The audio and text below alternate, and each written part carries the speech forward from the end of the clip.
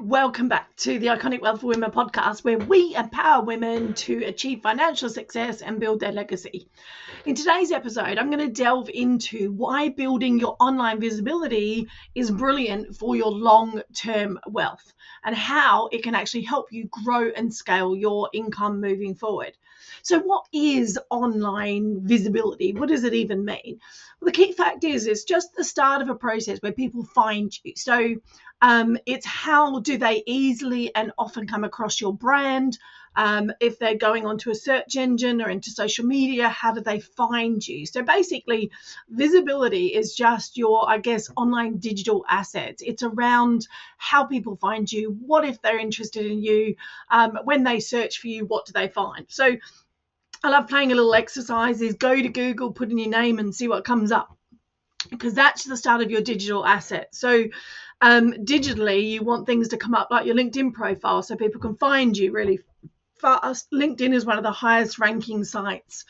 When you go into Google and you put your name in, it'll be the first thing that comes up. So you want to have searchable content. So people need to be able to find you. Press is another big one that gets noticed very quickly. YouTube videos get ranked very quickly. So what happens when someone searches you is they find your digital footprint. So why do you want to build this? Why do we want to build in on your visibility? Even though you might be sitting there, but Kylie, I just invest, or Kylie, I do property, or I've just got my business. Why do I need to have this in place? Well, the simple fact is it allows you to do many things with your wealth along the time. So people watch your journey, they get engaged with you, they see what you're up to, they get to know, like, and trust you over time. So when you're ready to do something, or when you're ready to get involved in maybe a particular project, or you're doing something that you're promoting, then generally you've got people that will jump on and get on board because they've been watching your journey for a while. So take Iconic Wealth for Women as a classic example. So I've been building my profile for the last 5 years online. I'm an online coach and expert at creating and launching online programs. So my visibility is important, and I get noticed online and I get seen, not as much as I'd quite like to. I still have some work to do on it, but I've been building that journey for a while. So people know what I do. They've watched my journey of how I've gone from being selling other people's products and programs to just getting started to then launching and scaling high ticket programs for a lot of other people. So they've seen that success, they've seen that journey. So when I went to do Iconic, what I realized was how valuable my network was. So people had been watching. So when I announced that I was going to do this project, that I was really excited, that I wanted to change the world of wealth down the track and start more conversations around money and make it the norm, I had a lot of people jump out and go, I'm interested, Kylie. What do we have to do? How do we get involved? So that's what the power of your brand and recognition can do, is people already get to know, like, and trust you potentially before you need them. So it's your brand reputation, and it's really, really valuable. So obviously, especially for women as well, the other thing I find is it's a level playing field.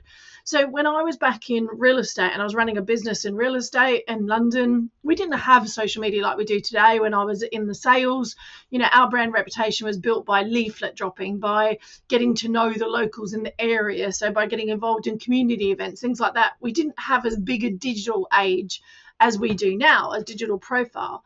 But what's the important thing for me with social media and having a digital presence is it eliminates a playing field.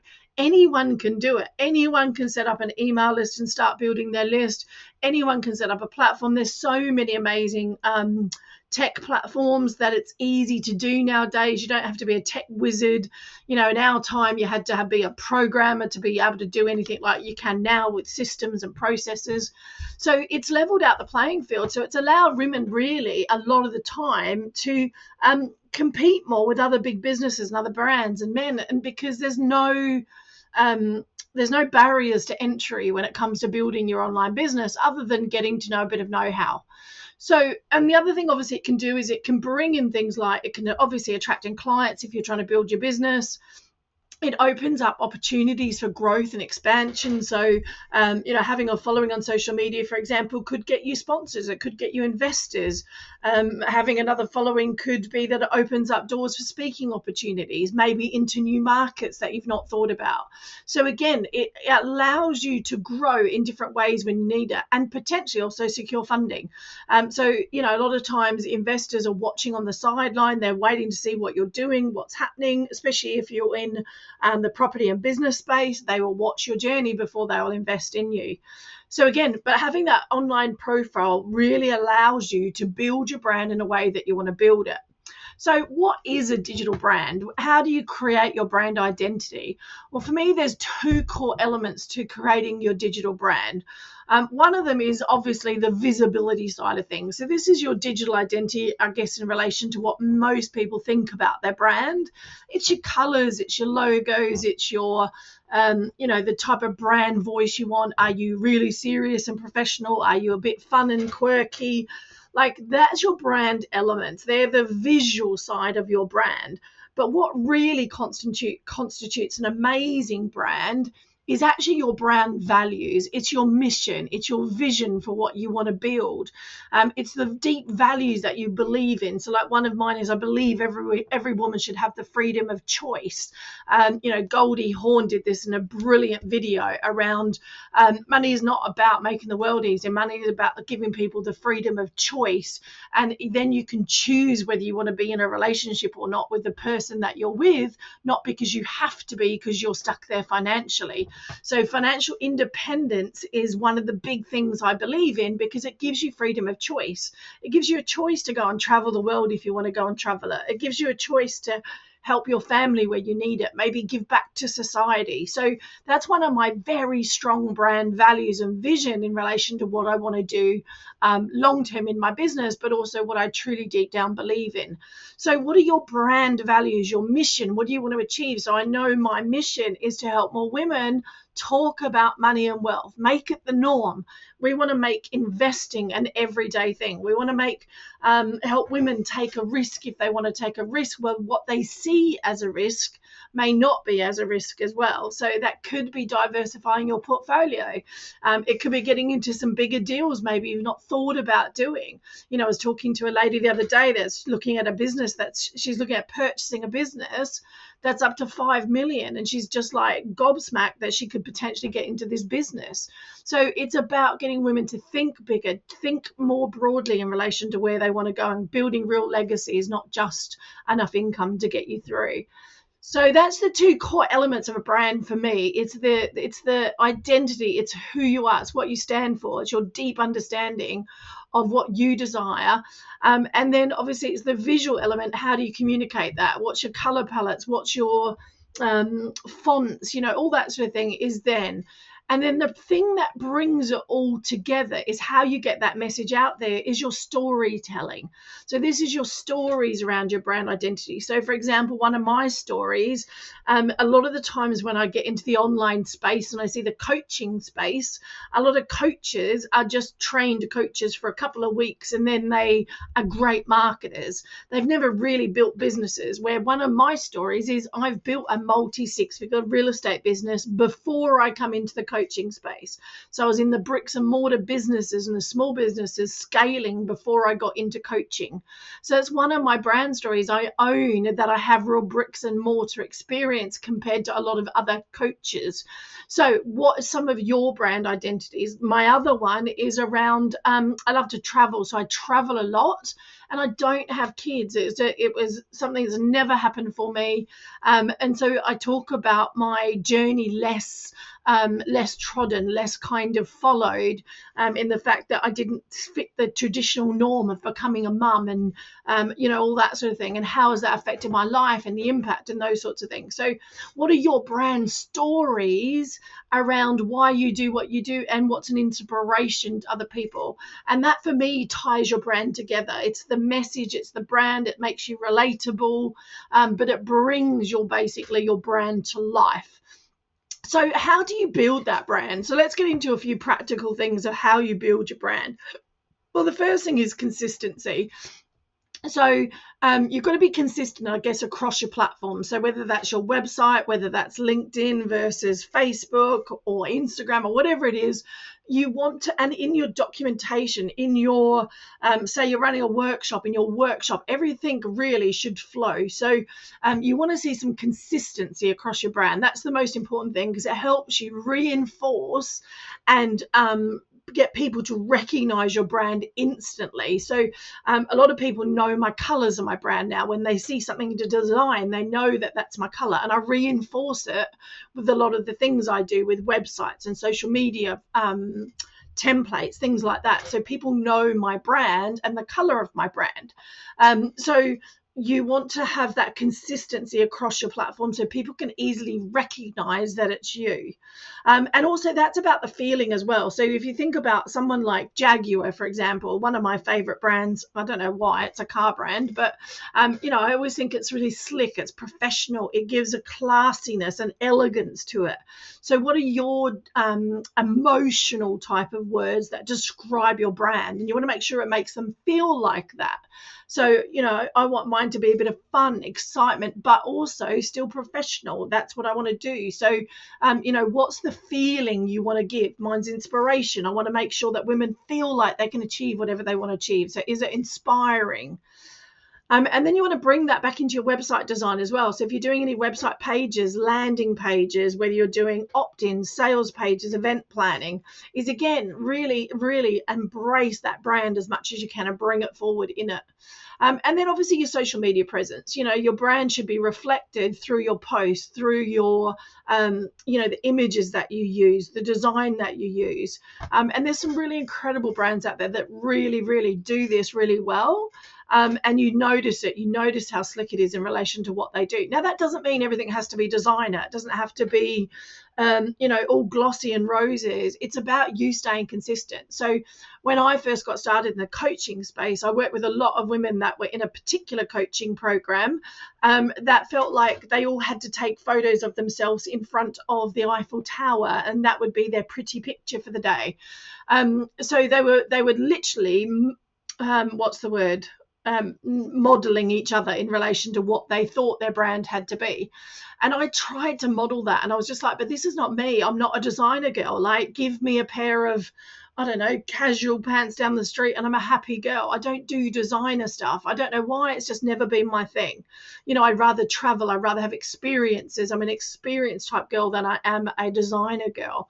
So once I started to own my own brand, then I started to get to know me rather than try to be someone else. So remember, think about what you want to create. But there has to be some sort of element in there still of, what do your clients aspire? How does it connect with your client? Do they aspire to that? So you'll notice a lot of mums work with a lot of mums in the industry, for example, because they feel that that connectedness, they feel that you get me. So it's really, really important to make sure your clients understand what your brand is and that they get you. So that's kind of how you go and create your brand identity in relation to kind of what you do. So how can you leverage it? How do you leverage it across social media? So I want to just share, just 3 quick tips in relation to using the brand out there in the marketplace. So one of them is obviously you've got to engage with your audience. So having a brand is amazing, but if you want to build your wealth and build your visibility, you want to engage with people. So active participation is so important. Don't just watch comments or just hit the like button. Get in there, give them some comments. And I like to do this strategically. So I do have what I call a brand growth hit list in the mornings. And they're the ones generally I'm trying to connect with or contact with for a reason. It could be something even down the track where I'm trying to build a relationship with someone, or I just want to be on their radar for them, or they could be potential clients. So I'm actively commenting on the ones that I want to get noticed on. And it could be that they have my audience and I want to make sure that I say something interesting on their post so I get noticed by their audience, vice versa. So active participation with your clients is really, really important, and really across your platforms is really important. Community building. And the other thing I always say to people is start on one platform and own that platform. So mine is LinkedIn. I'm a LinkedIn girl. And that's because I come from a sales and a corporate background in both real estate and recruitment. I was always on LinkedIn. So I use LinkedIn the most. That's where I engage the most. That's where I chat the most. So what is your platform? Some people have Instagram and love it and they absolutely thrive on it. I don't. It's not my platform. Some people love Facebook and communities. What's your platform? So what's the one thing you're going to be actively participant in is really good. And then obviously repurpose your content. So make sure you're repurposing your content everywhere. So if you've done a great piece of content, repurpose it across your platforms. That's the most important thing so that you can be seen everywhere. You want to optimize content as much as you can with some of your SEO keywords. So a lot of the stuff that I'm doing at the moment is I put the word wealth in some way, shape, or form, because I want to connect it to Iconic. I want to build that brand. So, deliverables, hashtags, have some hashtags, know your hashtags. Know some of your keywords. Are your keywords in? So I went to someone's podcast yesterday, and I was looking for some inspiration for some ideas for my podcast, some short, sharp ones. And, I looked at all of the last 10 headings, and it was a money podcast, and every one of her headings had the word money in it. So you know that they're going to get ranked because they're going to get seen around those keywords. So what are your keywords? And ideally look for short tail keywords where they're like a short phrase. So it could be grow your wealth, for example, could be a really good short tail keyword. So you want to do some research, get someone to do it. You can pay to get some SEO done. You can also use AI. Obviously, you can put in some keyword research that you can do. You can also use tools to look at other people's platforms. So if you've got big competitors, you can see some of the keywords. You can go to Google and look at keywords and see what they're using on their profiles. So again, optimize as much as you can. Don't be over the top. I always say this is kind of the third stage of content creation for me. The first one is to do the content. The second one is to stay consistent. And then the third one is to start to optimize it. So I tend to kind of get my clients to go, look, the first thing you have to do is just get your visibility up. Be everywhere. Be as far as you can and get noticed. Be consistent, because consistency is the big killer. Then the third one is then start to optimize it. So start to optimize it for things like keywords and things like that. So don't get too bogged down on that. If you're not doing anything, at least do something first to get consistent and then go from there. Because that leads nicely into the last tip is around leveraging your analytics. So look at your analytics, see which posts are gelling the best with your audience. Have a look at the engagement on them. Which one's got the most targeted responses. Was it a personal story? Was it a top tip post? Was it a short video? What are the things then that you can start to optimize? So this is the third stage, is around optimization. You can use paid promotion. So obviously you can get more eyeballs in front of your content. You can do short paid ones with a small budget, can massively increase your reach. So again, using paid promotions. You can split test. So try different things, maybe different headlines to grab their attention. You could try different captions, maybe hashtags. You want to kind of experiment a little bit, and then that's when you can start to refine your strategy to grow your visibility in relation to it. And like I said, I always think about my visibility as a two-pronged approach, where visibility is the first way. Social media is the first step. The second step is to get them onto your list, is build that list. So the last kind of step in this short video is talking about using your other digital asset. So one of the big things you want to do is get people off of social media and onto your list as much as possible. And the reason being is you never know when you're going to get blocked out of a platform or someone's going to shut it down. So you want to get people off your social media following and onto your list, especially your hot potential clients. So what are you doing to use your email marketing? So building your list is so important. So create some lead magnets, create some things of value, and get people off your list off your social media onto your list. And then you want to start to build that relationship. So that's where you can nurture your relationship. And at the moment in this market, it's never been more prominent or needed, is that you need more touch points now to be able to sell something. So you need to be nurturing your list, providing valuable content, telling stories, letting them get to know you, sharing customer successes and stories. And that then kind of what I call surrounds your potential clients or your potential marketplace with you, because they're not only seeing you then on social media, they're engaging with you, but then they're getting the email follow-up as well. And that's when you can then start to turn them into a potential client, if that's what you're building your list for. So remember to think about your segmentation of your list as well. How do you keep people separate? Think about tailoring some of your emails and your marketing to specific lists. So for example, I have two very separate lists in relation to my business, my coaching business, and Iconic is on very separate lists because it's a very separate message. It's a different sort of process. So again, how can you separate them out and make sure that you're watching some of your, client behavior, some of your demographics, looking at the type of people you're attracting onto your list and into your community. And then I guess the third big thing is then starting to leverage all of these assets via other people. So this is like, I guess, leveraging influencers. It could be leveraging people that you know. So what you're doing is you're expanding your reach through trust already associated. So that could be working with someone that does something complementary to you, but they have the same audience. So you could get out there and maybe both promote, say maybe you promote a webinar to their audience and vice versa, they promote a webinar to your audience. So basically you're expanding your reach via other people's audiences.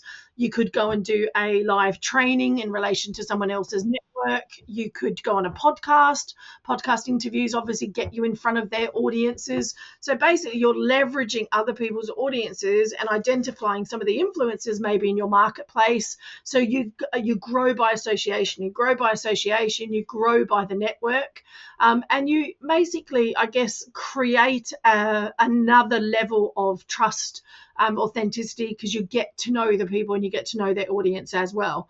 And obviously you can do paid adverts to increase your reach as much as possible. Increase your visibility is through paid ads. It's one of the most effective ways to obviously grow, is to get in front of the right audience very, very fast. It gives you a chance to scale, and then you can optimize it for return on investment. So I just wanted to do that today. We're going to be talking about some of the credibility markers that come up, like why you want to build your credibility. Visibility is the first stage. So if you're doing anything like press maybe, or you want to get really visible, or you're doing speaking, make sure you've got this lot down first. Make sure that when people search for you, they find good quality content. They see your brand. I guess do a bit of a social media audit is always good. So do a bit of an audit around what your brand looks like right now. So like I did one the other day and realized I hadn't changed 3 of my banners across for weeks. So again, really making sure that you're checking in with your brand on a regular basis. So I'm just creating some new brand banners and stuff like that for what's going on at the moment. So it's very easy to miss a potential opportunity in your brand to keep consistent. So do a bit of an audit, do a bit of a look at your brand as if you were a marketing consultant coming in to analyze your brand. What would they say about it? What would they notice? What wouldn't they notice? So do a bit of an audit, and do that ideally before you massively increase your visibility, whether that's through speaking, whether that's through building your credibility with press, PR, maybe it's another podcast interview. Make sure you've got your house in order first. So I hope that's helped you. And the reason, obviously, like I said, we wanted to talk about visibility today, because in this day and age, if you're looking to grow your wealth in some way, shape or form, you're probably going to need some sort of social media, some sort of brand presence. And whether that is, like I said, to attract in maybe a potential collaboration partner, whether that's to attract in an investor, whether it's just to make sales and grow your cash flow, whatever it is, it can help you build your long-term wealth. So hopefully that's given you some quick tips in relation to kind of how to get started. So literally, like we said, go back, establish what your brand is, make sure you've got your values, your vision, your mission, you know what your brand is looking like. Do you have the consistency across the visual elements to your brand? Then, like I said, start to establish identity. Do you know what your core message is, what your stories are, how you're going to show up in relation to it? And then, like I said, think about it across a whole presence. So think about it from your website to your social media to your posts. How is your brand being pulled through? And then don't forget the engagement with your audience. Choose your place to hang out. Choose your place to engage with your audience. Get to know, like, and trust them. And that will also help you develop your brand a lot more as well. So that's a whirlwind tour of increasing your visibility. I hope that's helped you think about it from your long-term wealth. Go and do, like I said, a quick audit, have a look at it, and I invite you to tune in next time as we start to really delve into some of your credibility markers, some things that can really get you noticed in the marketplace, and whether that's, like I said, to attract investors, increase your cash flow, whatever it is that you need to do to build your long-term wealth. And remember to subscribe. If you're here listening to this, make sure you hit subscribe, get notified of the next one coming up, and also share it with anyone. I'd love some reviews. We really value reviews. Reviews help us grow the podcast. So if you're loving this and these quick tips, please do obviously hit a subscribe and drop us a quick review. And until next time, stay empowered and keep building your legacy. See you again soon. Bye for now.